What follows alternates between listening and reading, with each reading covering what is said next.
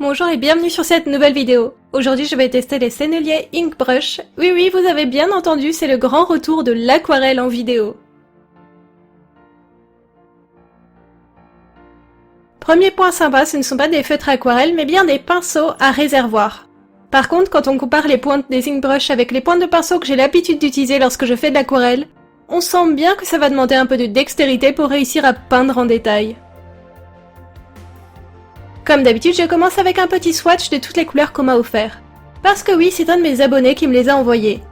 Je les avais montrés lors d'une précédente vidéo d'ouverture de vos colis. Si vous l'avez loupé, je vous mets le lien en description de cette vidéo. Je ne voulais pas vous le montrer à la base, mais finalement, j'ai quand même filmé la manière dont on doit activer ces pinceaux. Il faut les dévisser, retirer la bague noire, les revisser, presser pour remplir le petit réservoir de la pointe pinceau, puis bien secouer. Et normalement, on arrive à bien voir la peinture descendre progressivement le long de la pointe. Par contre, la pointe des Ink Brush est synthétique et n'est pas vraiment absorbante. Donc elle ne retient pas forcément très bien la peinture. Vous voyez qu'il est très facile de les faire couler. Et lorsqu'on ouvre les capuchons, on se retrouve avec plein de petites gouttelettes partout. Heureusement que je les ai testées avant, il va falloir que je fasse hyper attention pour ne pas salir mon dessin. Et en parlant dessin, comme toujours, je commence par faire mon croquis au numérique sur mon iPad. Au début, je ne voulais dessiner qu'une composition florale ou naturelle. Puis je me suis dit que ça ne me ressemblait pas et que ça m'ennuyait. Alors j'ai eu l'idée de faire un chapeau de sorcière sur le thème de l'automne. Et au final, je me suis dit pourquoi ne pas dessiner la sorcière de dos, comme ça le chapeau ne sort pas de nulle part. Mais le focus reste sur la tenue plus que sur la sorcière. Et c'est comme ça que je me suis finalement retrouvée avec un personnage alors que ce n'était pas du tout l'idée de base. Et on remarque aussi avec le décor que je suis encore complètement inspirée par ma série des Candy Monster Tauber. Pour ce qui est de la mise en couleur, je vais utiliser les pinceaux directement, mais aussi les utiliser en palette, pour faire mes propres mélanges ou des couleurs plus diluées. D'ailleurs, l'encre est assez facile à transférer en palette. On peut dessiner sur la palette ou presser les pinceaux et l'encre tombera toute seule. C'est un gros avantage par rapport aux feutres aquarelles, qui sont plus difficiles à transférer en palette. Pour moi, ces Ink Brush sont presque plus des tubes d'aquarelle liquide, qu'on peut éventuellement appliquer directement grâce à leur pointe pinceau. Pour avoir de jolis aplats sur mon dessin, je commence en général par appliquer une couche d'eau sur ma zone. J'utilise souvent de l'eau assez sale, une eau diluée de la couleur que je vais utiliser. Comme ça, je vois où j'en suis et si j'ai bien humidifié toute la zone. Ensuite, avant que ça ne sèche, je viens appliquer mon mélange de couleurs. Pour ceux qui se disent que ça fait une étape en plus, sachez que ça apporte surtout beaucoup d'avantages. L'aquarelle et l'encre, ça sèche très vite. Et si votre encre commence à sécher en plein milieu de votre aplat, vous allez avoir plein de taches et de démarcations, et votre rendu ne sera pas net. Avec cette technique, le papier étant déjà humide, vous allez avoir plus de temps pour colorer vos aplats. Et en plus, la peinture va s'appliquer plus facilement et rapidement, car elle va se diffuser sur le papier humide.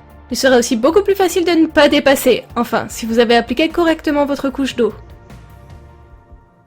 Une fois mes aplats bien secs, je peux revenir par-dessus pour y appliquer mes ombrages. Je commence par appliquer ma couleur plus foncée, et je viens diluer les bords avec de l'eau. Il est assez facile d'appliquer des surcouches avec les Sennelier Ink Brush. Je n'ai pas l'impression que mes premières couches seraient actives, ou du moins ça reste très léger.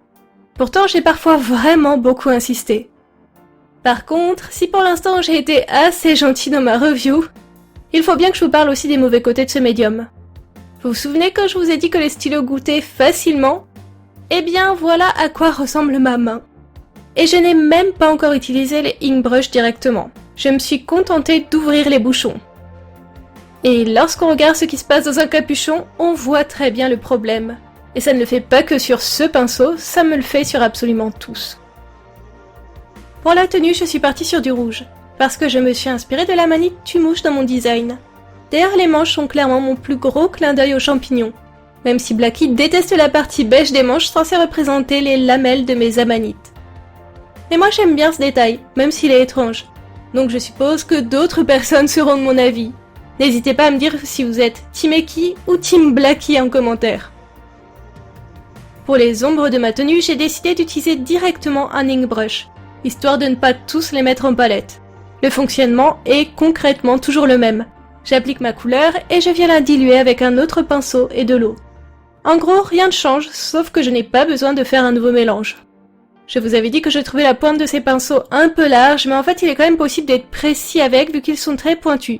Mais je ne vais pas vous mentir, il faut avoir la main légère et un poil de patience et de dextérité. Ce n'est pas aussi facile d'accès que des feutres aquarelles par exemple. Ça faisait très longtemps que je n'avais pas fait d'encre ou d'aquarelle, que ce soit sous forme de feutre ou de godet. Si vous avez bien suivi, je souffre d'un espèce de burn-out ras-le-bol de ce médium depuis la fin de ma série Patreon des signes astrologiques.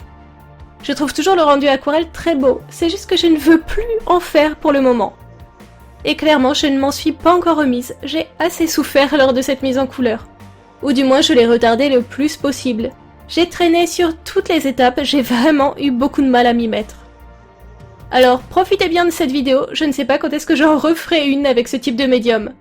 Après, l'envie peut revenir du jour au lendemain, je ne m'inquiète pas. Et puis, ce n'est pas comme si j'avais des centaines de feutres, de crayons et de plein d'autres médiums qui débordaient de tous mes placards. D'ailleurs, j'ai un tiroir de commode rempli de matos à tester, donc je pense vous refaire quelques vidéos de test au cours des prochaines semaines. Pour la mise en couleur des cheveux, je voulais faire la plate directement au wing brush. Mais j'étais confrontée à une pointe tellement chargée de peinture que j'étais à 2 doigts de la catastrophe. Du coup, je posais quelques blobs de peinture et je venais l'étaler avec un autre pinceau. J'ai essayé de décharger la pointe de wing brush sur un autre papier, mais ça prenait du temps et je ne voulais pas trop gâcher la peinture. Ça a fini par revenir à la normale vers la fin de la plate des cheveux. Mais très clairement, je pense que les senneliers ink brush sont à utiliser en complément d'autres pinceaux. Difficile de les utiliser seuls, à moins que vous ne dessiniez des paysages assez flous sur de très grandes surfaces. Pour la mise en couleur de mon fond, je suis partie sur le même type de couleur que ma série Candy Monster. À la base, j'avais prévu des couleurs très automnales, mais je trouvais que ça faisait tellement ton sur ton qu'on s'y perdait. Alors j'ai proposé une version fond bleu et une version tonale à Blackie, et il a tranché pour le bleu, pour une fois qu'on est d'accord. Après, j'adore ce type de fond en camailleux de couleurs qui me permet de bien mettre en valeur mon sujet. J'ai bien envie de continuer à développer ce type de décor. Je trouve que c'est plus sympa que les fonds neutres et unis que je vous faisais jusqu'à présent. Et sinon, lorsque je fais mes ombrages dans les cheveux, que ce soit au feutre ou à l'aquarelle, je procède toujours de la même manière. Je commence à poser quelques ombrages en dégradé pour créer des effets de profondeur dans la chevelure. Puis je viens dessiner plus précisément quelques mèches de cheveux. Et ces mèches-là, je ne les floute pas, je veux qu'elles restent bien nettes. Je trouve que c'est ce qui fonctionne le mieux avec les chevelures que je dessine.